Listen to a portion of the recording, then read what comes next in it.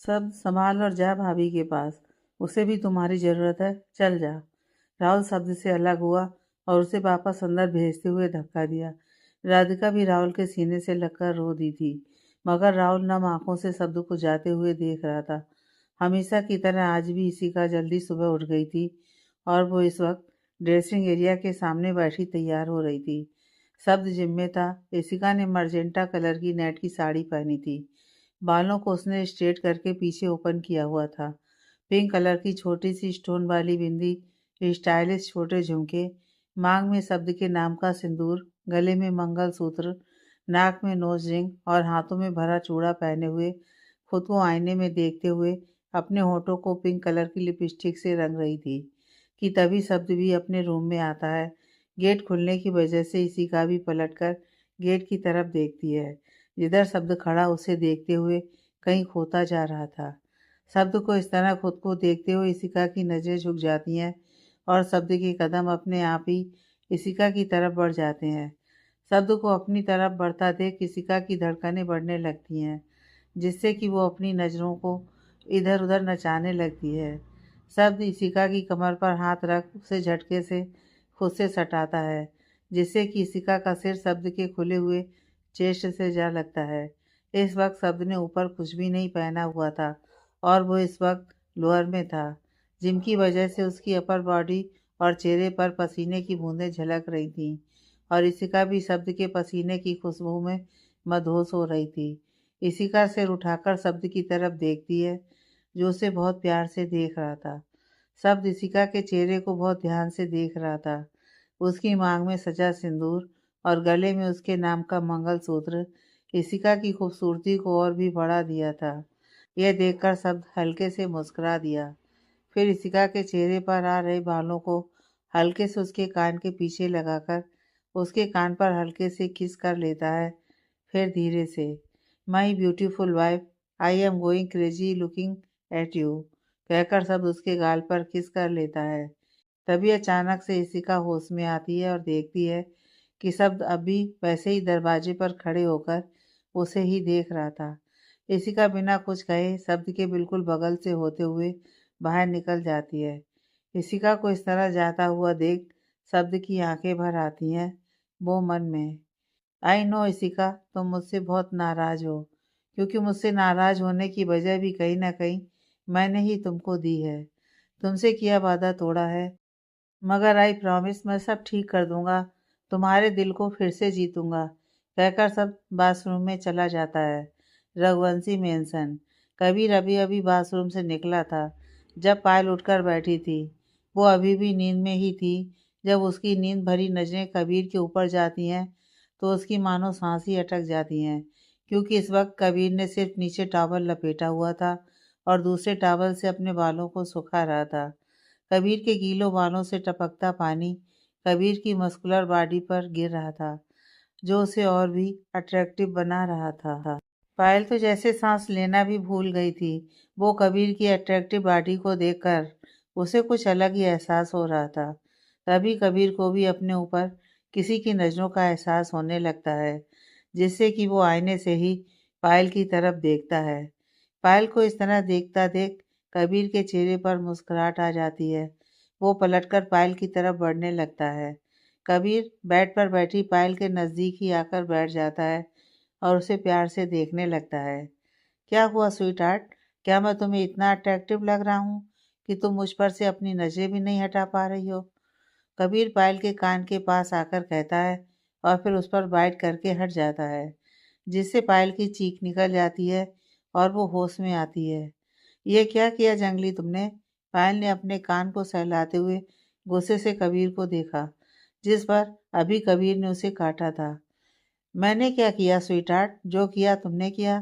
तुम ही तो मुझे इतनी डेस्परेटली देख रही थी, जैसे अभी खा जाओगी। मैंने तो बस तुम्हें होश में लाया है, कबीर ने चेहरे पर मासूमियत लाते हुए कहा। हो, hello mister Jangli, for you kind information, I am pure vegetarian, so तुम्हें खाने का तो सवाल ही नहीं उठता, कहकर पायल कबीर के चेस्ट पर दोनों हाथों से पुश करके बिस्तर से उठ जाती है और बाथरूम की तरफ चली जाती है। कबीर बस मुस्कुराते हुए पायल को बाथरूम के अंदर जाता देख रहा था। राठौर पैलेस। इशिका अपने रूम से नीचे आती है तो इशिका की नज़रें सभी के ऊपर जाती हैं जो भाई बड़े से हॉल में सोफे पर बैठे हुए थे। आशा जी अभी अभी पूजा घर से आकर वहां बैठी थी। वीर जी चाय पीते हुए मोबाइल पर न्यूज़ पढ़ रहे थे। जगवंत जी लैपटॉप पर काम कर रहे थे। माया जी फोन पर अपनी किटी फ्रेंड्स के साथ शादी में हुई बाकियों को चुटकुलों की तरह सजाकर सुना रही थी और उन पर हंस भी रही थी। स्नेहा जी घर की मेड से नाश्ते की तैयारी करवा रही थी। राधिका राहुल आपस में ही लगे हुए थे और काया सोनिया के साथ अलग ही गुस्से से जली भुनी पड़ी थी। तभी सोनिया की भी नज़र ऊपर से नीचे आती इशिका पर पड़ती है।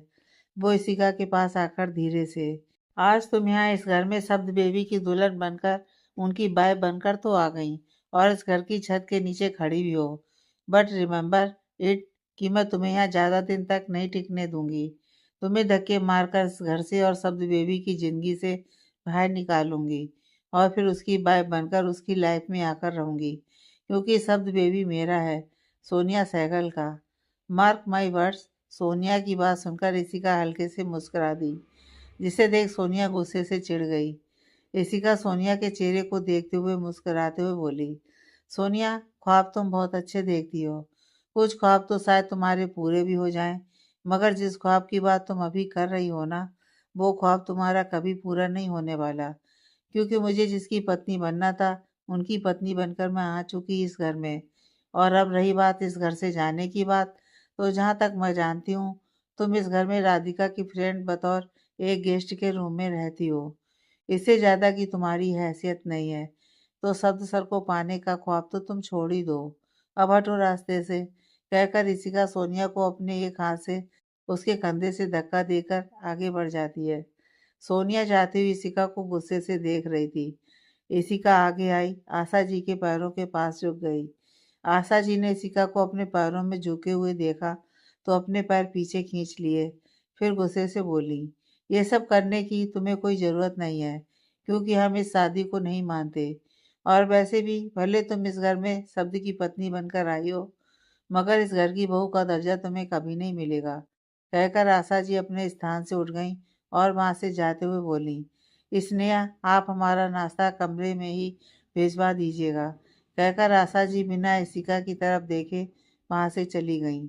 इशिका की आंखों में आंसू का एक कतरा आकर उसके गाल पर लुढ़क गया। राधिका और राहुल को भी इशिका के लिए बहुत बुरा लगा।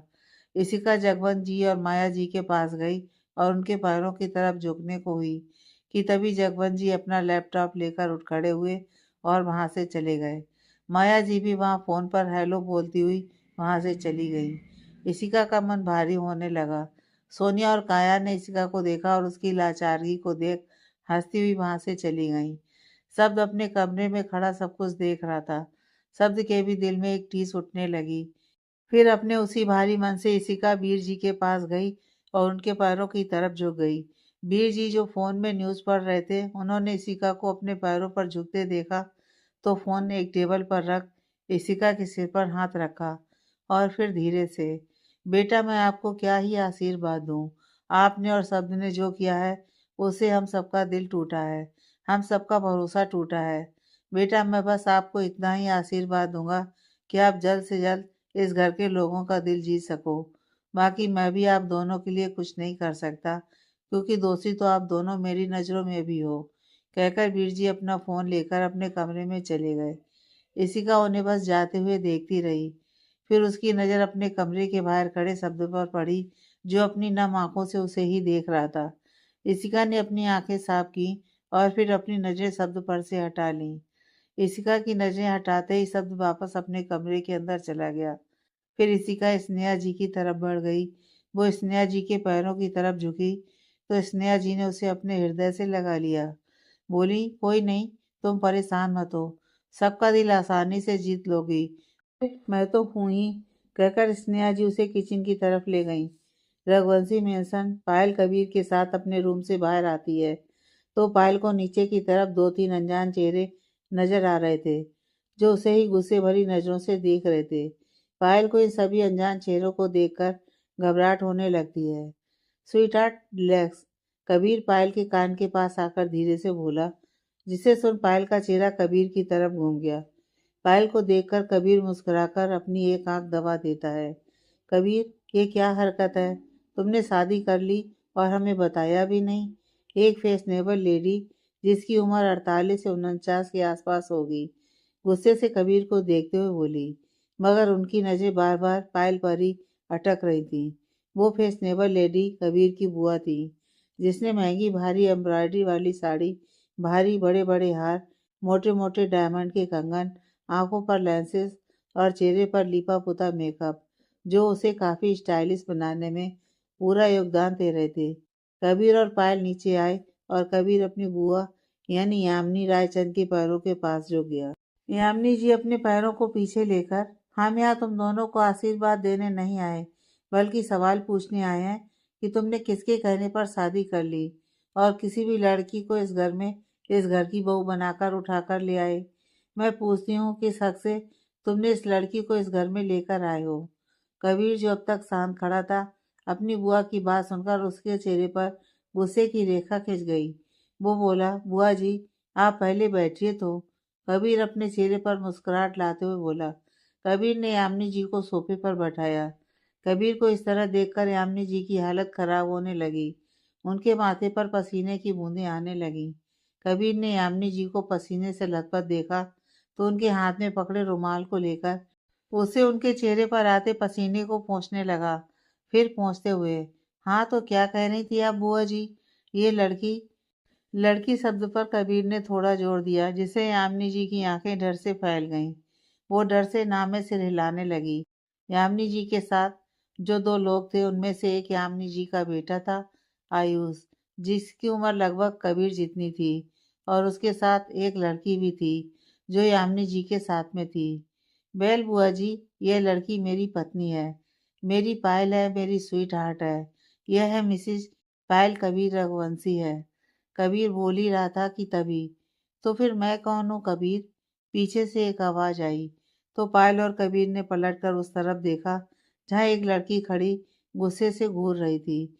वो लड़की कबीर के पास आई और उसे देखते हुए बोली, तो फिर मैं कौन हूँ? बोलो कबीर। कबीर वैसे ही चुपचाप खड़ी लड़की को देख रहा था। तुम मुझे डेट कर रहे थे कबीर, और फिर इस लड़की से शादी? उस लड़की ने बताया तो पायल कबीर की तरफ देखने लगी। कबीर गुस्से से उसे घूरने लगा। वो लड़की पायल की तरफ देखते हुए आगे बोली, मैं और कबीर 2 साल से रिलेशनशिप में थे। कबीर मुझसे बहुत प्यार करता था क्या करता है, और मैं भी कबीर से बहुत प्यार करती हूँ। वो लड़की बोली तो पायल ने फिर से कबीर की तरफ देखा। पायल की आंखें इस वक्त खामोश थीं, जैसे वो जो सुन रही है उस पर यकीन करना ही नहीं चाह रही हो। वो लड़की आगे बोली, मेरा नाम अनुश्री है। जानती हूँ कबीर ने तुम्हें हमारे बारे में नहीं बताया होगा। बताता भी कैसे? उसे शादी जो तुमसे करनी थी। फिर कबीर की ओर देखकर, आई एम राइट कबीर? लेकिन कबीर कुछ नहीं बोला। कबीर को खामोश देखकर यामिनी जी और यामिनी जी का बेटा आयुष के चेहरे पर एक विजय वाली खतरनाक स्माइल थी। वो लड़की आगे कुछ बोलती, पायल ने कबीर को एक नज़र देखा, फिर बोली, तुम हो कौन, और तुमसे किसने कहा कि तुम जो कुछ भी कहोगी मैं उस पर आंख बंद करके यकीन कर लूंगी? अनुश्री हो या तनुश्री, तुम जो भी हो, मेरी बात अब तुम ध्यान से सुनो। पहली बात, मुझे कबीर पर पूरा भरोसा है, और दूसरी बात, मुझे कोई फर्क नहीं पड़ता कि कबीर और तुम कभी साथ थे, या वो तुमसे प्यार करता था या फिर करता है। मैं आज में जीती हूँ, और आज का सच यह है कि मैं कबीर की वाइफ हूँ, मिसेस पायल कबीर रघुवंशी हूँ, और कबीर सिर्फ मेरे हैं। और यही सच भी है, मेरा आज भी है। So stay away from him. Payal ने कहा तो कबीर के चेहरे पर बड़ी सी मुस्कुराहट आ गई। फिर कबीर ने कहा, सुन लिया तुमने मेरी स्वीट हार्ट ने क्या कहा? सो स्टे अवे, कहकर कबीर ने पायल की कमर पर हाथ रख उसे अपने नजदीक कर वहां से चला गया। वहीं राठौर पैलेस में इशिका सबके लिए नाश्ता बना रही थी। आज उसकी पहली रसोई थी। सब रेडी होकर नीचे आ चुका था। इशिका मेड की मदद से सारा नाश्ता टेबल पर रखा, जहां सब लोग बैठे नाश्ता का वेट कर रहे थे। शब्द की नजरें तो इशिका के बेतरतीब चेहरे पर थी, जिसके चेहरे पर जगह जगह आटा लगा हुआ था, बाल भी थोड़े बिखरे बिखरे से दिख रहे थे। साड़ी का पल्लू कमर में घुसा हुआ था। ऐसा लग रहा था जैसे इसी का नाश्ता कम, जंग ज्यादा लड़ी हो। उसे ऐसी हालत में देखकर शब्द के चेहरे पर मुस्कुराहट आ गई। आशा जी ने उसे इस हुलिये में देखा तो मुंह फेर लिया। आज नाश्ता क्या आपने बनाया है? आशा जी ने वहां रखे नाश्ते की ओर देखते हुए पूछा। जी दादी माँ, इसी का मुस्कुराते हुए बोली। पहली बात, हम आपकी दादी माँ नहीं हैं, इसलिए हमसे रिश्ता जोड़ने की कोशिश भी मत करना। और दूसरी बात, हम यह नाश्ता नहीं करेंगे।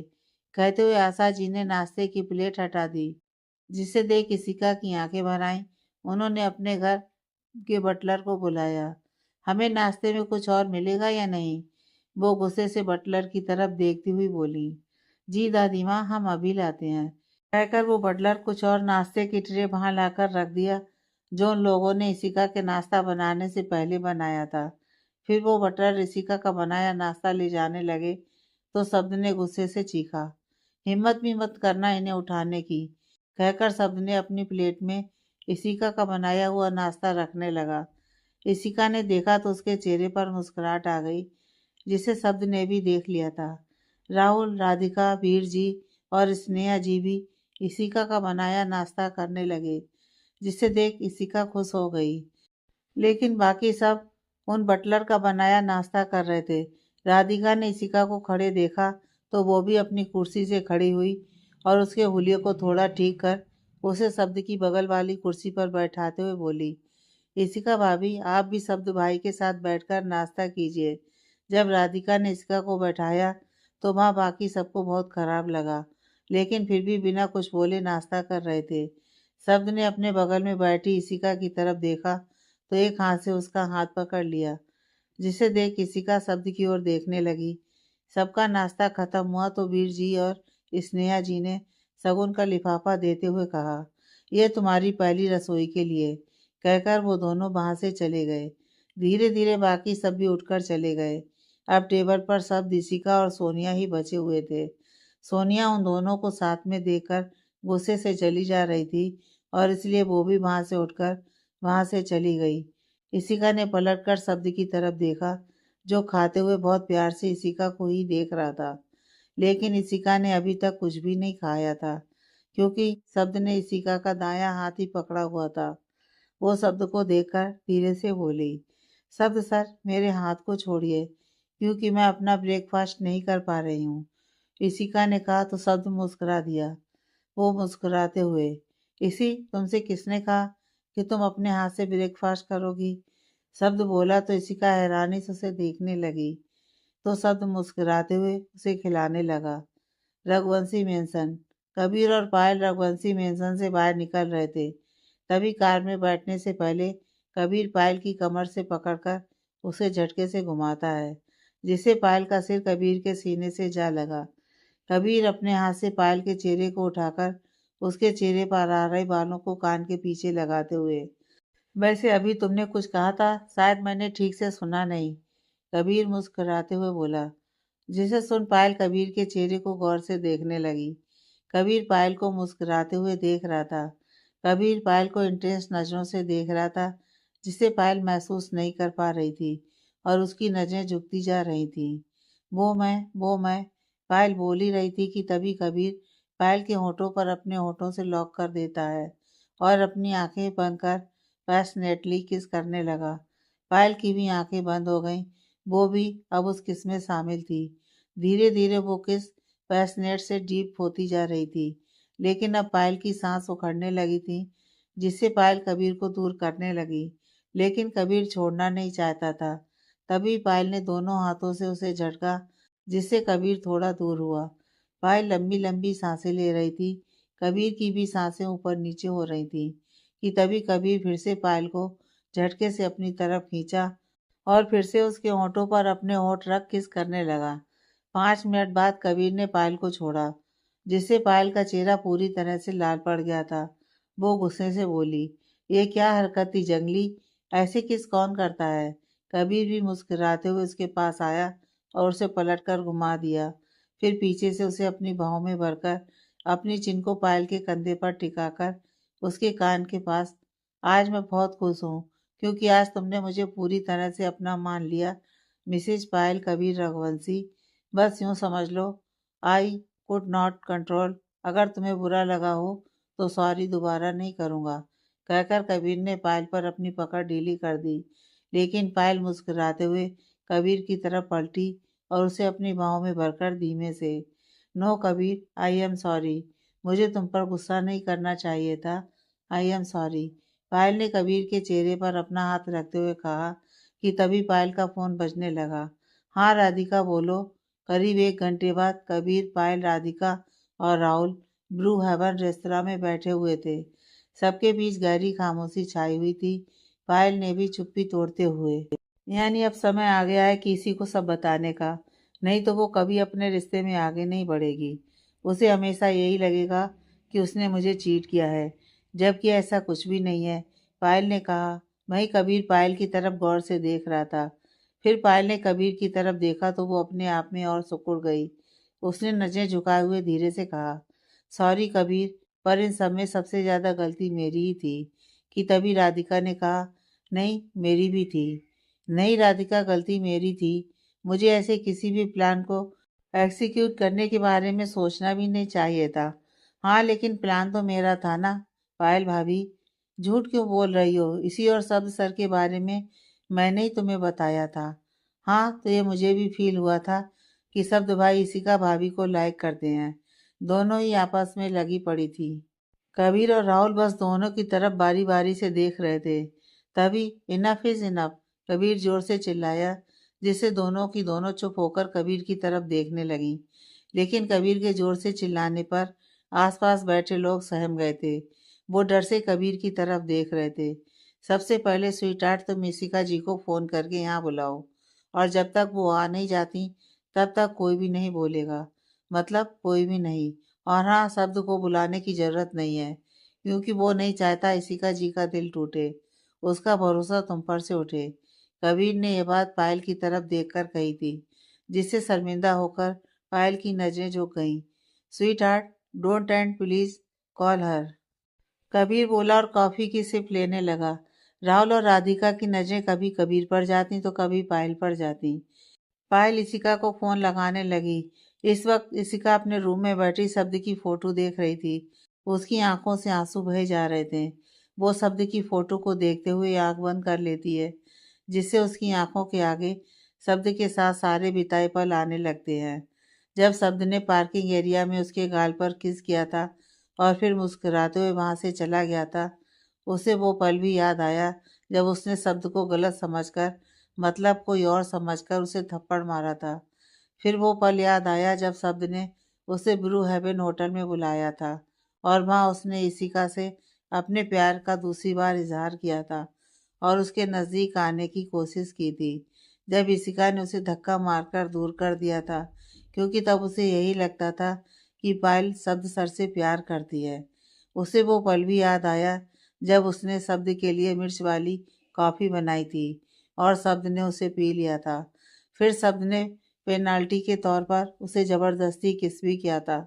फिर वो कितना बेहाल हुआ था, उसकी आवाज़ भी चली गई थी। तब इशिका पहली बार खुद से शब्द के रूम में आई थी, अपने हाथ के बनाए काढ़े को लेकर। फिर उस दिन भी शब्द इशिका दोनों करीब आए थे, लेकिन फिर शब्द ने पायल से शादी की अनाउंसमेंट की, जिसे सुन कितने टुकड़ों में इशिका का दिल टूटा था। और आज जब शब्द ने अपने हाथ से इशिका को खाना खिलाया था, खाने से ज़्यादा तो उसका दिल भरा जा रहा था। इशिका सोच ही रही थी कि तभी पायल के नाम से फ़ोन बजने लगा। इशिका ने पायल का नाम देखा तो अपने आंसू पोंछते हुए जल्दी से एक गिलास पानी पिया। फिर मुस्कुराते हुए पायल का फ़ोन रिसीव करते हुए बोली, हाँ पायल, बोलो। दूसरी तरफ ब्लू हेवन में बैठी पायल ने कबीर की तरफ देखा, जो उसे ही देख रहा था। फिर उसने राधिका और राहुल की तरफ देखा, जो एक दूसरे का हाथ पकड़े उसे ही देख रहे थे। पायल ने कहा, इसी, मैं तुमसे मिलना चाहती हूँ, क्या तुम मुझसे अभी मिल सकती है? पायल ने पूछा तो इशिका के चेहरे पर मुस्कुराहट आ गई। वो बोली, हाँ पायल, मैं आ जाती हूँ। तू एक काम कर, घर आ, अंकल से भी मिल लेंगे, पापा से। नहीं नहीं इसी, हम कहीं और मिलते हैं। एक काम कर, तो ब्रू हैबर रेस्तरा आ जाओ। मैं बस उस रेस्तरा के पास में ही पहुंचने वाली हूँ, तू भी आ जा, कहकर पायल ने फ़ोन काट दिया। फिर वो बारी बारी से तीनों की तरफ देखने लगी। करीब आधे घंटे बाद इशिका ब्रू हेवन रेस्तरा के बाहर खड़ी थी। इशिका अंदर आई तो देखा वहां पायल अकेली नहीं थी। वहां कबीर, राधिका और राहुल भी बैठे हुए थे। इशिका उनके पास आई और राधिका की बगल में बैठ गई। वो बारी बारी से सबकी तरफ देख रही थी, जो नजर नीचे किए हुए बैठे थे, सिवाय कबीर के, जो पायल की तरफ ही मुस्कुराते हुए देख रहा था। वैसे कुछ हुआ है क्या, जो सब एक साथ यहाँ इकट्ठा हैं? मुझे लगा था कि यहाँ पायल अकेली होगी, मगर यहाँ तो, कहते हुए इशिका सबके चेहरे के एक्सप्रेशन देख रही थी। इशिका जी, जब कोई कुछ भी नहीं बोल रहा था तब कबीर ने ही इशिका की तरफ देखते हुए कहा, जिसे सुन इशिका कबीर की तरफ देखने लगी। देखिए इशिका जी, बात कुछ ऐसी है कि, कबीर बोल ही रहा था कि, आई एम सॉरी इसी, पायल ने अचानक से कहा, जिससे इशिका का चेहरा पायल की तरफ घूम गया। लेकिन पायल अब भी इशिका से नजरें नहीं मिला पा रही थी और आगे की बात भी कुछ नहीं बोल पा रही थी। इशिका भाभी, वो एक्चुअली, राधिका भी चुप हो गई। आखिर उसकी भी हिम्मत नहीं हो रही थी ऐसे ही इशिका के सामने अपनी गलती एक्सेप्ट करने की। आखिर बात क्या है, कोई बताएगा मुझे? बस कब से सॉरी सॉरी बोलकर सस्पेंस क्रिएट किए जा रहा है, इशिका ने झल्लाते हुए कहा। एक्चुअली उसका खुद का दिल बहुत तेज से धड़क रहा था, जैसे अभी कुछ गलत होने वाला हो। मैं बताती हूँ इसी, पायल ने कहा तो इशिका गौर से पायल को देखने लगी, क्योंकि अब सस्पेंस उसके बर्दाश्त के बाहर था। इशिका, आई एम सॉरी, मैं शब्द सर से प्यार नहीं करती, पायल जल्दी से बोली तो इशिका की आंखें बड़ी बड़ी हो गईं। कबीर भी पायल की तरफ देखने लगा। हाँ इसी, मैं शब्द सर से प्यार नहीं करती, वो सब बस एक नाटक था, ताकि तुम्हें एहसास हो कि तुम शब्द सर से प्यार करती हो। और फिर पायल, राधिका और राहुल तीनों ने इशिका को सब कुछ बता दिया, जिसे सुन इशिका शॉक्ड हो गई थी। वो कुछ भी नहीं बोल रही थी, वो बस खामोशी से अब तक जो कुछ भी हुआ उसे तौल रही थी, कि कैसे उसने शब्द को इन सबका दोषी करार दिया था, कैसे उसे धोखेबाज कहा था, कैसे उसे इतना कुछ कहा था, जबकि शब्द ने ऐसा कुछ भी नहीं कहा था। वो तो आज भी इशिका से उतना ही प्यार करता है जितना पहले करता था, लेकिन क्या वो खुद शब्द के प्यार के लायक है? उसे वो पल भी याद आया जब अलवर में उसने पायल और कबीर को एकदम क्लोज देखा था। तभी उसे कुछ खटका था, लेकिन उसने उसे नकार दिया था।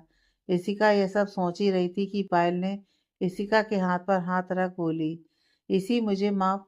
पायल बोल ही रही थी कि तभी इशिका ने पायल का हाथ झटक कर खड़ी हो गई।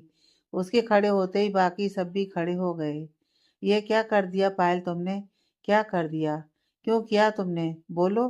जानती भी हो मैंने शब्द सर को कितना गलत समझा, उन्हें क्या कुछ नहीं कहा, उनसे मैंने तेरे लिए लड़ाई भी कर डाली, उनके प्यार का अपमान किया, वो भी सिर्फ तुम्हारी वजह से। पायल, सिर्फ तुम्हारी वजह से, इशिका गुस्से से बोली। इसी, मेरी बात तो सुनो, पायल इशिका के पास आते हुए बोल ही रही थी, लेकिन इशिका ने गुस्से से दूर होते हुए, कुछ नहीं सुनना मुझे पायल, मुझे अब तेरी कोई भी बात नहीं सुननी। सब कुछ खत्म हो गया पायल, अब तेरे और मेरे बीच की दोस्ती खत्म। अब ना तुम मुझसे मिलेगी और ना अपना चेहरा दिखाएगी, कहकर इशिका गुस्से से वहां से चली गई। कबीर ने पायल को अपने सीने से लगा लिया, क्योंकि वो कहीं ना कहीं जानता था कि सब जानने के बाद इशिका ऐसा ही कुछ करेगी।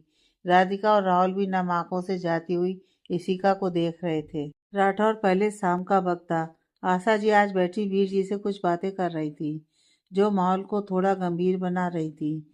उनके साथ स्नेहा जी भी बैठी थी, जो आशा जी की बात सुनकर अंदर से काम गई थी।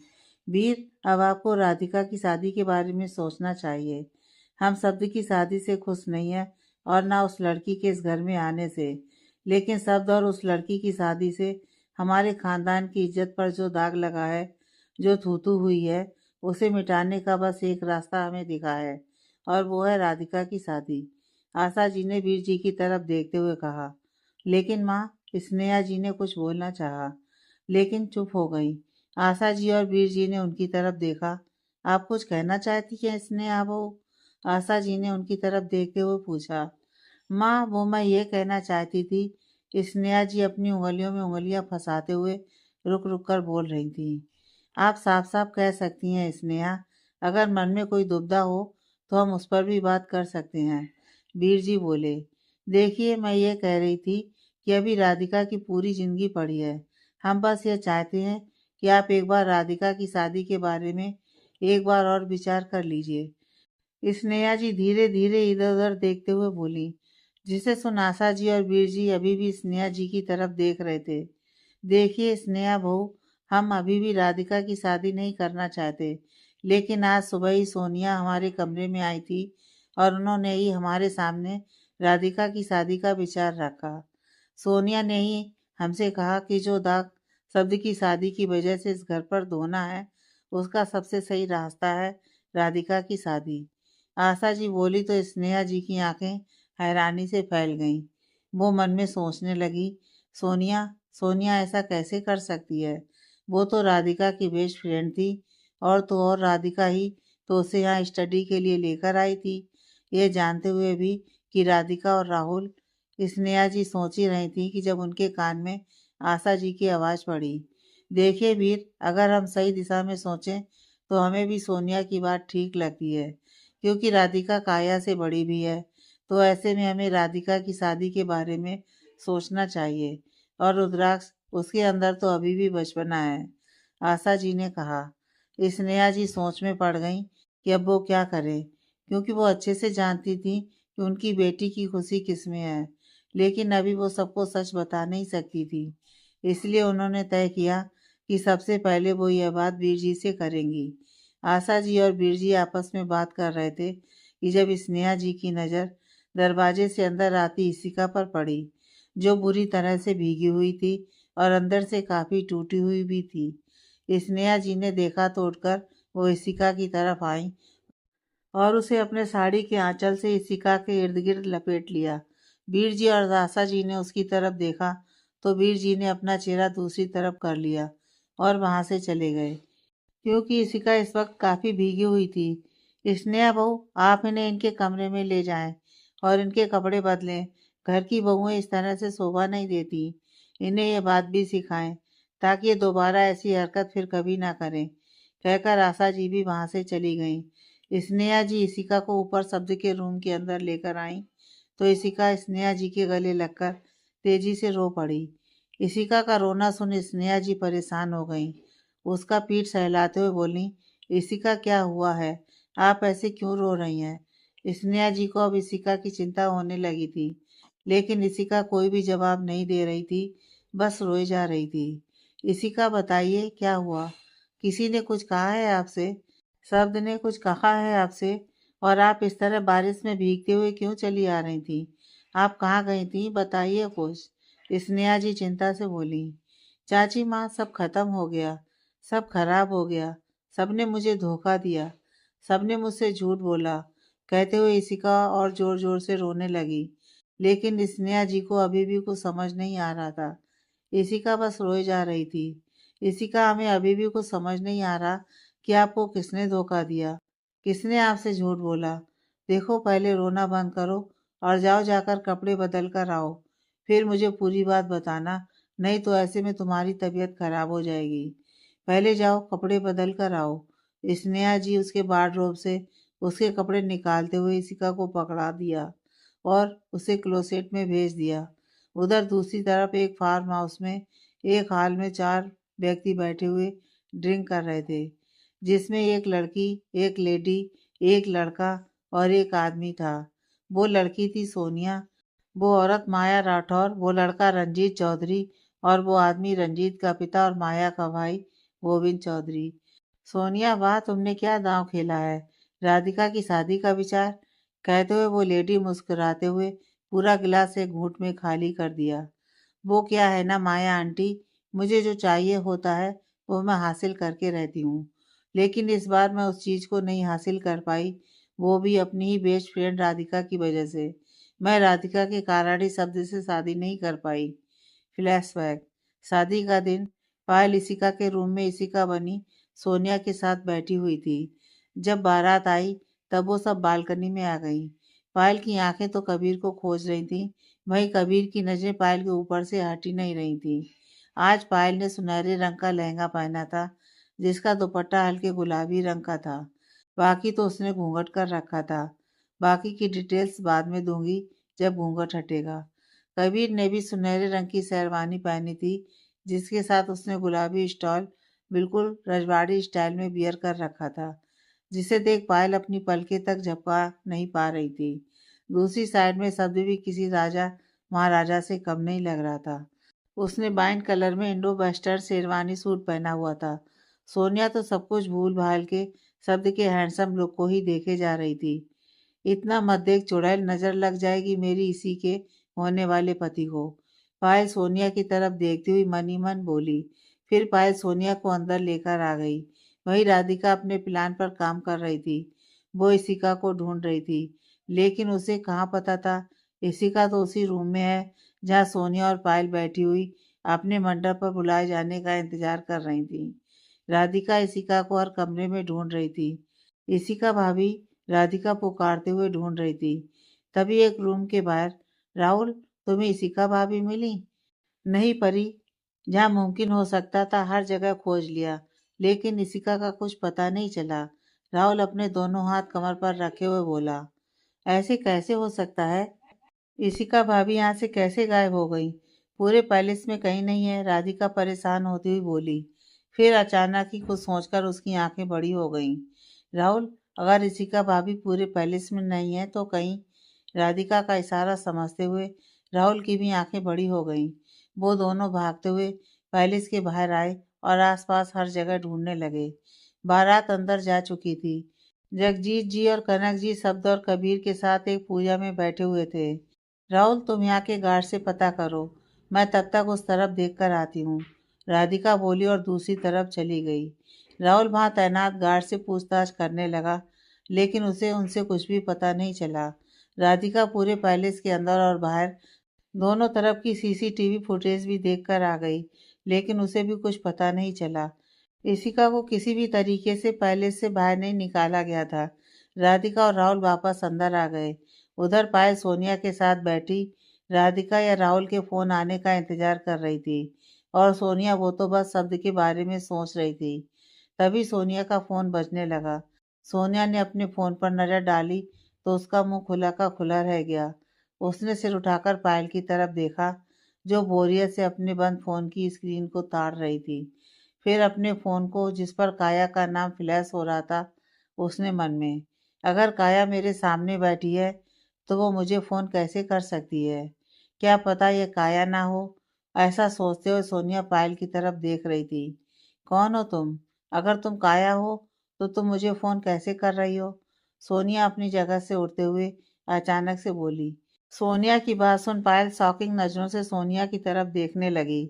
सोनिया को अगर शक हो गया तो सब कुछ खराब हो जाएगा। बोलो, बोलती क्यों नहीं? कौन हो तुम? सोनिया ने दोबारा पूछा तो पायल थोड़ी सी घबरा गई। पायल को अपने लिए डर नहीं लग रहा था। डर उसे अपनी इसी के लिए लग रहा था, क्योंकि इसका अभी तक उन लोगों को मिली नहीं है, वरना अब तक पायल के पास उनका फोन आ जाता। मैंने पूछा, कौन हो तुम? हटाओ अपना घूंघट, दिखाओ अपना चेहरा, सोनिया ने जोर से कहा। लेकिन पायल चुप रही। उसने कोई रिएक्ट नहीं किया। मतलब तुम नहीं बताओगी तो ठीक है, मैं खुद अपने तरीके से पता कर लूंगी, कहकर सोनिया बढ़ी और पायल का घूंघट हटाने की कोशिश करने लगी। लेकिन पायल ने भी अपना घूंघट बचाने की बहुत कोशिश की। लेकिन तभी एक कहा और सोनिया के हाथ रुक गए। वो स्थिर खड़ी होकर एकटक पायल को देखने लगी और फिर नीचे गिर पड़ी। पायल ने नीचे बेहोश गिरी हुई सोनिया की तरफ देखा, फिर नजरें उठाकर सामने देखा तो राधिका ने लोहे की बनी किसी भारी चीज से सोनिया के सिर पर पीछे से वार कर दिया था, जिससे वो बेहोश होकर नीचे गिर पड़ी थी। पायल ने राधिका की तरफ देखा तो अपना घूंघट उठाकर बेड पर बैठ गई और चैन की सांस लेने लगी। राहुल भी साथ ही था। उसने राधिका के हाथ से वो भारी सामान लिया और उसे एक किनारे रख पायल की तरफ देखा। ये सोनिया को कैसे पता चला कि तुम काया नहीं हो, पायल हो? इसकी वजह से। पायल ने सोनिया का फोन उसके सामने कर दिया, जिस पर काया का नाम फ्लैश हो रहा था, जो अब कटकर बंद हो चुका था। इसी के बारे में कुछ पता चला? पायल ने उन दोनों की तरफ देखते हुए पूछा। तो दोनों ने नामे सिर हिला दिया। तभी सोनिया का फिर से फोन बजने लगा। उठा लो फोन, लेकिन स्पीकर पर रखना। राहुल बोला तो पायल ने फोन उठा लिया और स्पीकर पर लगा दिया। उधर से काया की आवाज आई। हेलो सोनिया, सुनो, मैं इस वक्त पायल के रूम में हूँ। मैंने देखा पायल यहाँ नहीं थी और ना ही उसका कोई सामान था, तो मैं अंदर आ गई और मुझे कुछ करना ही नहीं पड़ा। मैं इस वक्त कबीर की दुल्हन बनकर पायल के रूम में बैठी हुई हूँ। काया बिना कुछ सुने बोलती जा रही थी, लेकिन काया की बात सुन पायल, राधिका और राहुल तीनों ही मुस्कुरा रहे थे। तभी काया आगे बोली, अच्छा सोनिया, तुम एक बार फिर अपने बेड के नीचे इशिका को चेक कर लो। उसे होश तो नहीं आ गया, वरना प्रॉब्लम। काया इतना बोली ही थी कि फोन काट दिया गया। पायल, राधिका और राहुल तीनों के चेहरे पर खुशी के भाव थे। वे तीनों नीचे झुककर बेड के नीचे देखा तो वहां इशिका बेहोश दिखाई पड़ी, जिसे देख तुरंत राहुल ने उसे बाहर निकाला और बेड पर लिटा दिया। पायल और राधिका ने सोनिया के हाथ पैर बांधकर उसी जगह बेड के नीचे लिटा दिया। तब तक राहुल भी इशिका को होश में लाने की कोशिश करने लगा। धीरे धीरे इशिका को होश भी आ रहा था।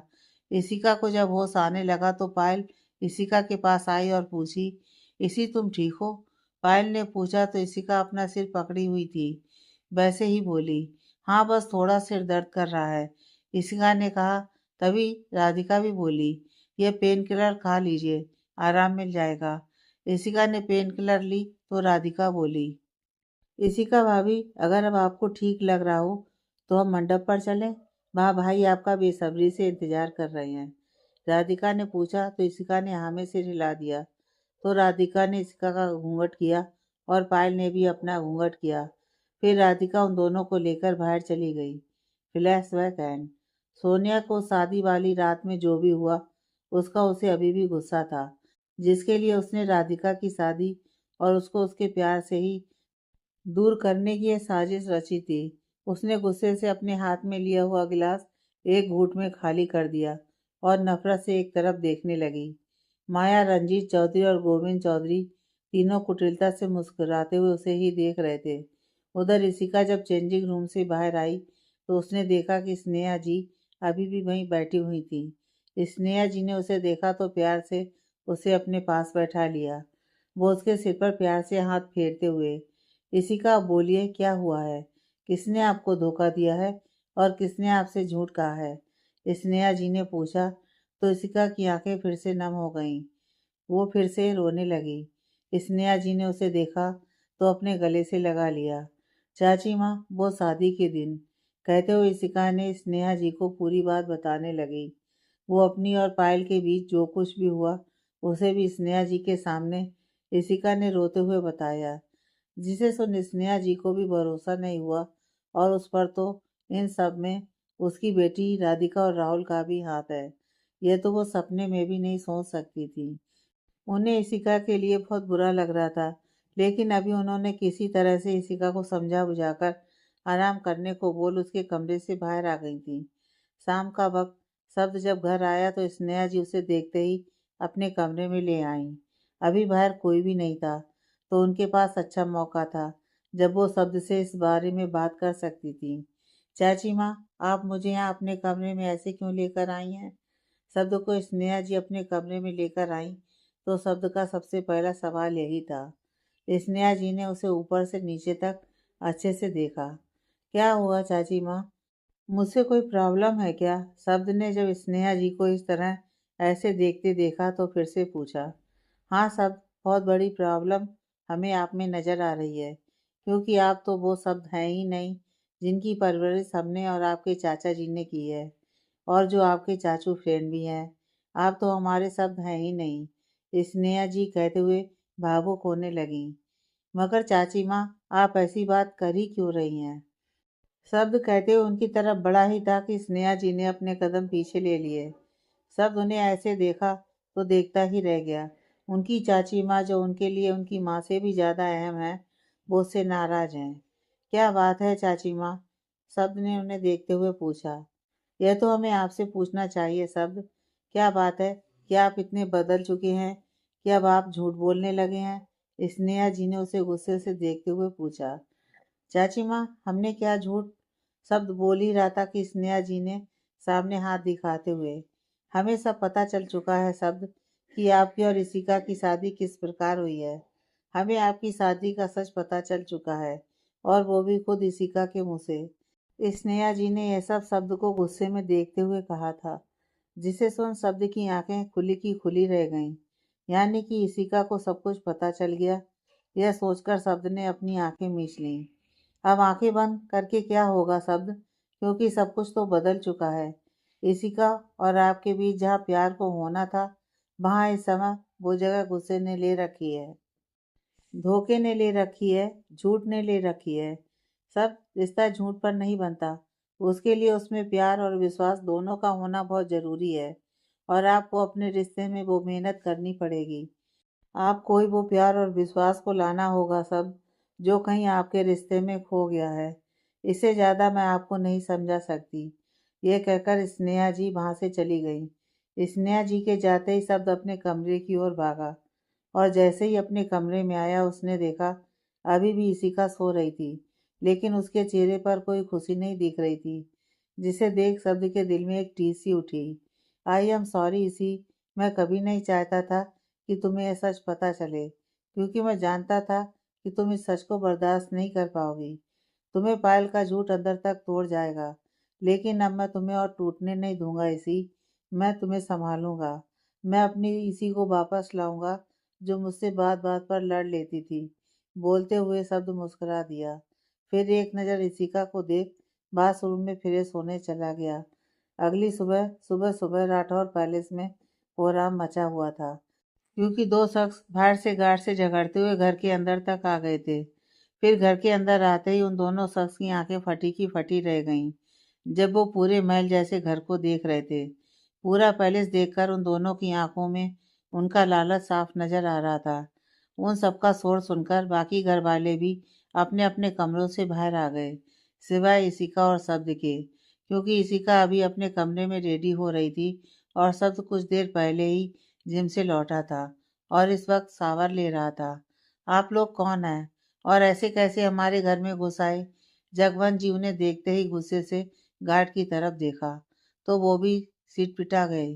बोले, बड़े मालिक, हमने इन्हें बहुत रोका, मगर ये जबरदस्ती घर के अंदर घुसे चले आए। एक गार्ड ने तुरंत जवाब दिया।